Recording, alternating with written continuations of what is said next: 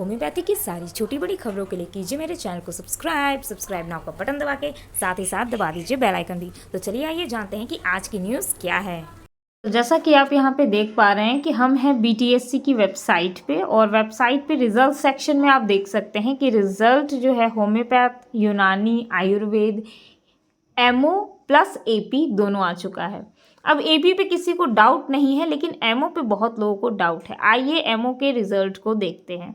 AP पे इसलिए doubt नहीं है बिकॉज एपी पे उन्हीं लोगों का हुआ है जो लोग ऑलरेडी जॉब करते हैं, इसीलिए डाउट नहीं है। अदरवाइज़ उसमें भी गलतियां हुई होंगी, कोई डाउट नहीं है। आप तभी समझ सकते हैं जब काउंसलिंग के टाइम पे आपको ये कहा जाता है कि आपका नंबर दीजिए और इस तरीके से हम आपका सिलेक्शन करेंगे। आप जानते ही हैं काफ़ी विवाद में रहा था वो मुद्दा भी, और अब जो मुद्दा मैं बता रही हूँ वो भी विवाद में रहने की बात है। दरअसल इसे ध्यान से देखिए आप, ठीक है। ये जो कट ऑफ दिया गया है वो किस तरीके से दिया गया है ये कह पाना बहुत बहुत बहुत मतलब आप कह नहीं सकते कि इस तरीके से कट ऑफ दिया गया है। यहाँ आप देख सकते हैं, सबसे पहले मैं दिखा दूं। एक तो पीडीएफ बहुत पता नहीं किस टाइप की पीडीएफ इन्होंने अपलोड की है। इस पीडीएफ पे अगर आप सर्च बार पे जाके सर्च करते हैं किन्हीं का नाम, तो नाम नहीं शो हो रहा है। और ये सब क्यों किया गया है ये अच्छे तरीके से वही बता सकते हैं जिन्होंने ये पीडीएफ डाली है, और यह क्या मंशा है बीटीएससी की यही वही बता सकते हैं। इतने दिन रिजल्ट रोका गया, जानबूझ के बहुत सारी चीज़ें हुई, किसको लाभ पहुंचाने के लिए ये सारे कार्य हुए हैं ये तो बीटीएससी अच्छी तरीके से जानती ही होगी। अब बात कर लेते हैं। यहाँ आप देख पा रहे हैं, देखिए स्क्रीन में, मतलब आप समझ सकते हैं कि ये कितना मुश्किल हो रहा है। एक पीडीएफ को पढ़ना इतना सरल होता है और ये उतना ही डिफ़िकल्ट कर दिया इन लोगों ने। पहली बात कि जो मैंने प्रिडिक्शन की थी उससे पूरा उल्टा ही रिजल्ट आया है यहाँ पे, और मुझे समझ में नहीं आ रहा कि ये इन लोगों ने किस हिसाब से इस तरीके का किया है। क्योंकि आप देखिए, अगर आप आयुर्वेदा की बात करें तो जिस तरीके से मैंने कहा था कि नंबर्स कट ऑफ रहेंगे वैसे ही रहे हैं, यूनानी के वैसे ही रहे हैं। बात सिर्फ होम्योपैथ की इसलिए है कि होम्योपैथ में सेकेंड लिस्ट आने के चांसेस थे, क्योंकि इसमें नंबर ऑफ कैंडिडेट्स बहुत थे, लेकिन अब सेकेंड लिस्ट नहीं आ सकता है, राइट। आइए सबसे पहले तो इसका एनालिटिक व्यू एक देख लेते हैं। सबसे पहले आप यहाँ पे देखिए 7 नंबर, पिछड़े वर्गों की महिला, ठीक है, डब्ल्यूबीसी की यहाँ हम बात कर रहे हैं। और यहाँ 29 नंबर ऑफ सीट्स 29 है। अब आगे बढ़ते हैं और इसे देखते हैं कि इसमें 44.2941 किस हिसाब से आपने ये रिजल्ट यहाँ पे दिया है इनका, वो मेरे समझ के परे है, क्योंकि इसमें सिर्फ महिलाएं ही थी। आप 44.29 कहाँ से लेके आए हैं, किनका है ये परसेंटेज, ये आपको क्लियर करना चाहिए। आपने इसमें किनको डाला हुआ है बीसी कैटेगरी में। आपने क्या, ऐसा तो नहीं कि आपने पहली बात तो जितनी भी फीमेल कैंडिडेट होंगी जो जॉब करती होंगी उनका सामान्य वर्ग में ही उनका सिलेक्शन हो गया होगा, जिसे हम कहते हैं यूआर। लेकिन आप देख सकते हैं कि कट ऑफ मार्क्स को ज़रा ध्यान से आप देख सकते हैं कि यहाँ 44.29 कौन हिसाब से, किस हिसाब से, मतलब मैं जानना चाहती हूँ। महिला अगर हम अनरिजर्व्ड की बात करें तो 54 पे उठाया गया है, मीन्स कट ऑफ आया है। अगर बात कर लें कि ईडब्ल्यूएस इकोनॉमिकल वीकर सेक्शन तो 41.63 पे उठाया गया है। अब यहाँ बात कर लेते हैं कि 37.5176, यानी कि ये आपका जो है, ये देखिए, ये एससी कैटेगरी की बात हो रही है। यहाँ पे एससी कैटेगरी को 37 पे उठाया गया, एसटी को 38 पे उठाया गया। इसमें किसी को कोई प्रॉब्लम नहीं है। जैसे ही आप नीचे आते हैं ईबीसी की अगर हम बात कर लेते हैं, ठीक है, ईबीसी में 41.1 पे उठाया गया है। उसके बाद भी कई लोगों का कंप्लेन है कि उनका नाम ही नहीं है। अब बात कर लेते हैं यहाँ पे कि बीसी का तो 42.14। अब मुझे ये बताइए कि बीसी महिला को लेने के बाद ही डब्ल्यूबीसी की का महिला का जो है, जो भी बचे हुए हैं उनको वो सीट्स दी जाती है, तो 44 आप किस हिसाब से दे रहे हैं, महिला का नहीं बना के। मुझे तो लग रहा है कि इन्होंने मेल कैंडिडेट को 44 बना दिया है। खैर जो भी हो, बहुत ही गलत तरीके से यहाँ पे रिज़ल्ट शो हुआ है। बहुत सारे ऐसे भी कैंडिडेट्स हैं जो जॉब में हैं और लेकिन उनका भी सिलेक्शन नहीं हो पाया है। इस तरीके का कट ऑफ अगर आता है तो कोई भी कहेगा कि सिलेक्शन होना इम्पॉसिबल है। इतना हाई कट ऑफ कैसे जा सकता है? आप एक बार देख सकते हैं कि जो मेल कैंडिडेट्स, जहां इन्होंने मेल ना लिख के, पुरुष ना लिख के सामान्य लिख दिया है कट ऑफ में, पहली तो वहीं आपने गलती किया। सामान्य कौन हिसाब से, आपने किस हिसाब से यहाँ पे सामान्य लिखा है? यहाँ पुरुष होना चाहिए था। और कट ऑफ को सुधारिए। पहली चीज़, पहला डिमांड तो हमारा यही है कि कट ऑफ को सुधारिए। अदरवाइज जिनको भी प्रॉब्लम आ रही है, जिनको भी लगता है कि ये कट ऑफ गड़बड़ है, गलत है, या जिनको भी लगता है कि एग्ज़ाम के थ्रू होता तो ज़्यादा बेटर होता, वो श्योर इसके लिए कोर्ट के दरवाजे खुले हैं, वहाँ जा सकते हैं। मैं ऐसा इसलिए कह रही हूँ क्योंकि मैं जानती हूँ कि बहुत सारे ऐसे कैंडिडेट हैं जिनका होना चाहिए था, उनका नहीं हुआ है। यहाँ और एक बात मैं क्लियर कर दूँ कि अगर एग्ज़ाम बेसिस पे होता तो इस तरीके का कट ऑफ हमें देखने को नहीं मिलता। क्योंकि अगर आप सामान्य की बात करें, यहाँ सामान्य क्योंकि दिया गया है इसलिए मैं पुरुष नहीं बोल रही, सामान्य की बात करें तो 64.06। वहीं आप देखिए EWS 46 मीन्स किसी ना किसी का तो आप मतलब मेल कैंडिडेट में आपने जनरल में सिलेक्शन दिया है। किनको? तो एक फ्रेशर को। ऐसा कैसे हुआ? सबसे पहले तो ये बताना ज़रूरी है कि 46 किनको EWS में आपने ले लिया है। क्या EWS में इकोनॉमिकल वीकर सेक्शन में किसी भी BC कैंडिडेट का नहीं होना चाहिए था? और अगर BC कैंडिडेट का होता तो किस तरीके से आपने इस सीट में EWS में, मेरा सीधा सीधा कहना है, इकोनॉमिकल वीकर सेक्शन में किस हिसाब से 46 पे लिया है? राइट, यानी कि आपने सिंपली आपने ये किया है कि जिन्होंने MD किया हुआ था उनको लिया गया है, जिन्होंने मतलब फ्रेशर्स को, यानी इतने MD भी नहीं है हमारे बिहार में कि फ्रेशर्स को लेना पड़ गया। खैर जो भी है, आगे बढ़ते हैं और यहाँ देखते हैं। SC ST की मैं बात नहीं करूँगी, EBC की बात कर लेते हैं, जिनको 60 पे उठाया गया है। यानी कि EBC में भी आपने जो जॉब में थे उन्हीं को लिया है और उसके बाद भी आपने 60 ही रखा है आपने BC कैंडिडेट को। बहुत ही ख़राब ये कंडीशन है। मतलब ऐसा 60.4 बहुत बड़ा नंबर होता है। ये इससे बेटर होता कि एग्ज़ाम लिया जाता, क्योंकि बहुत सारे ऐसे कैंडिडेट भी हैं जिनका नहीं हुआ। और जैसा कि मैं पहले ही बार बार कह रही थी कि ये बहाली सिर्फ एक दिखावा है, 4 साल से झूठ मूठ का अटकाया हुआ एक ड्रामा है, आप कह सकते हैं। इसमें कोई मतलब ये किस तरीके का रिजल्ट दिया गया है। ऊपर से आपने ये भी नहीं बताया कि कट ऑफ, स्वतंत्रता सेनानी के कट ऑफ आपने कुछ नहीं दिया। यानी कि सब स्वतंत्रता सेनानी के जो भी हैं जिन्होंने भी यहाँ पे दिया था उन सबको चयनित कर लिया गया है। संख्या 14 थी, यानी कि 14 ही लोगों ने अप्लाई किया था और आपने 14 के 14 लोगों को दे भी दिया।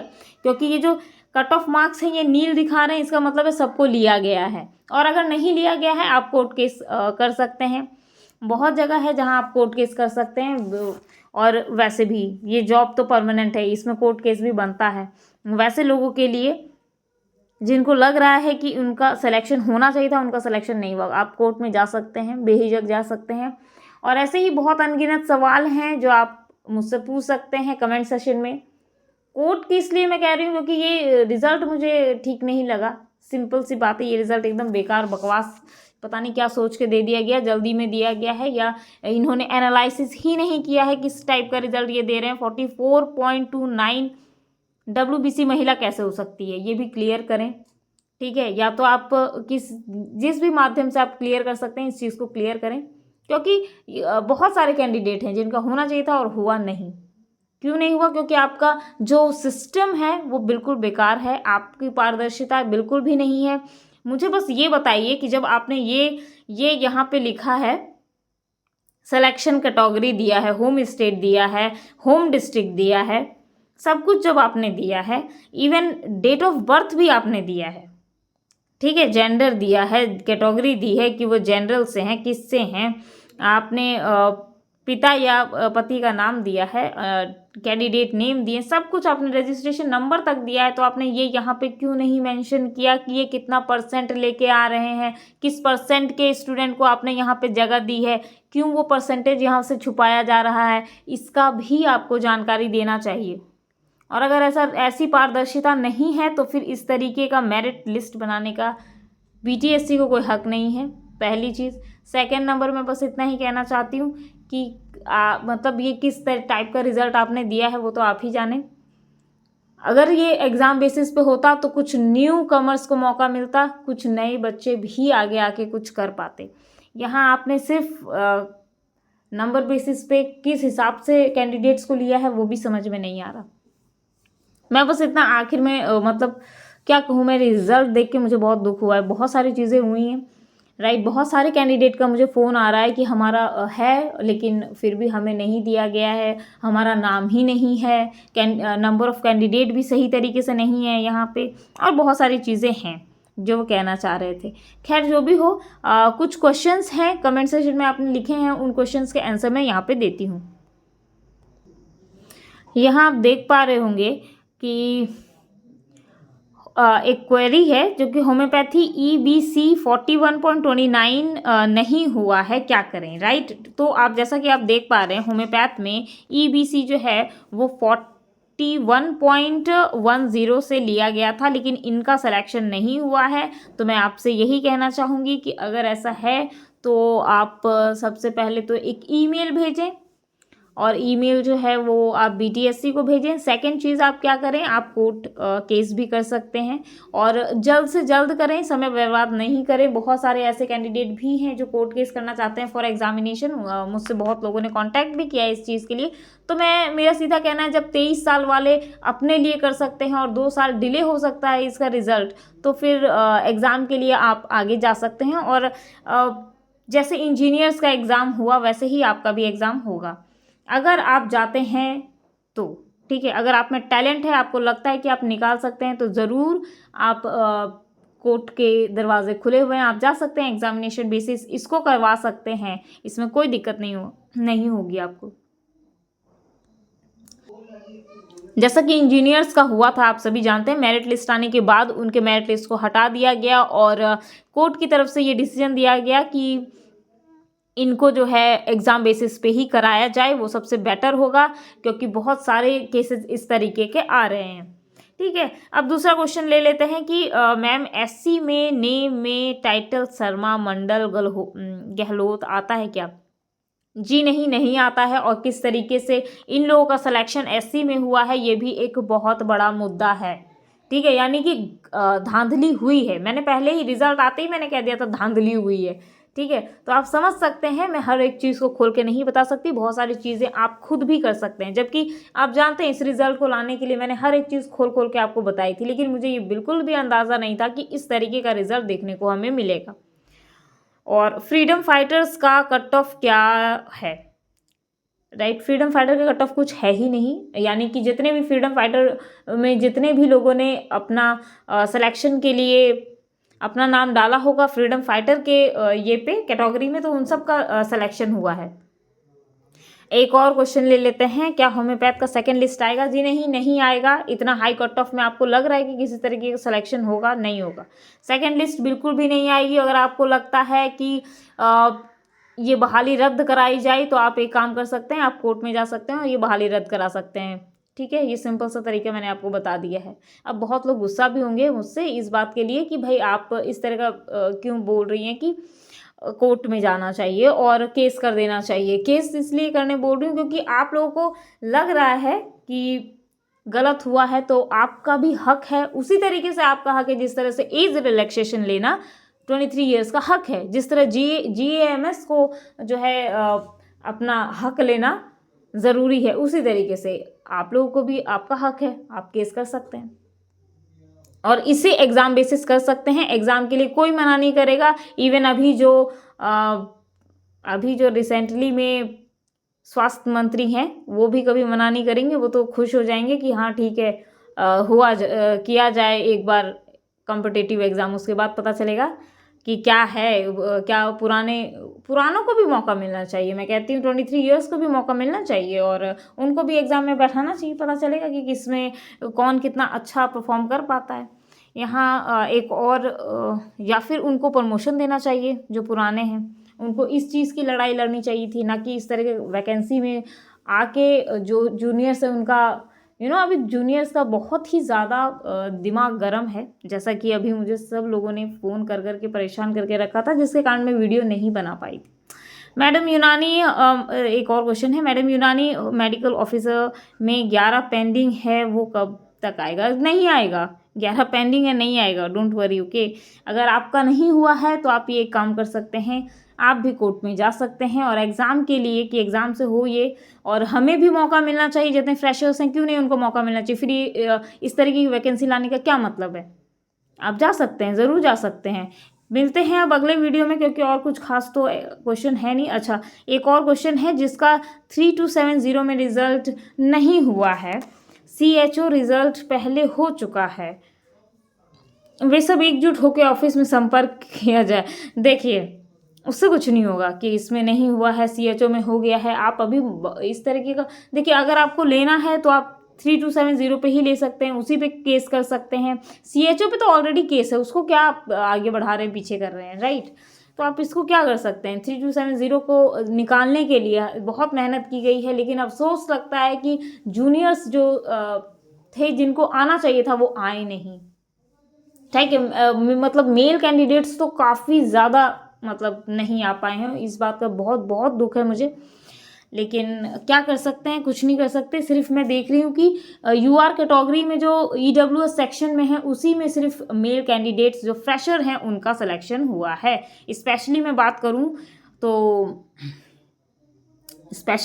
करूँ सिर्फ और सिर्फ EWS में ही हुआ है, और मतलब होम्योपैथ में मैंने देखा है। बाकी और जितने हैं उनका भी एनालिसिस होगा, लेकिन उससे पहले मैं आप लोगों को ये कहूँ कि अगर आप कुछ एनालिसिस कर पा रहे हैं, जैसा कि कुछ टाइम पहले किन्होंने कहा था कि गहलोत, शर्मा, मंडल, ये कैसे सरनेम SC में आ सकते हैं, तो ये रियली ये बहुत बड़ा क्वेश्चन है। और क्यों इन लोगों को इस तरह की कैटेगरी में दिया गया है, जबकि शायद ये भी नहीं जानते होंगे, ठीक है, जिनका टाइटल जो है शर्मा, मंडल, गहलोत है, ये भी नहीं जानते होंगे कि आगे चल के इनको जब ये इनका सिलेक्शन हो गया, पोस्टिंग हो जाएगी या आगे का प्रोसेस बढ़ जाएगा, तो इनको दिक्कत होने जा रही है अपने जॉब में, राइट? इनको आगे प्रॉब्लम होगी।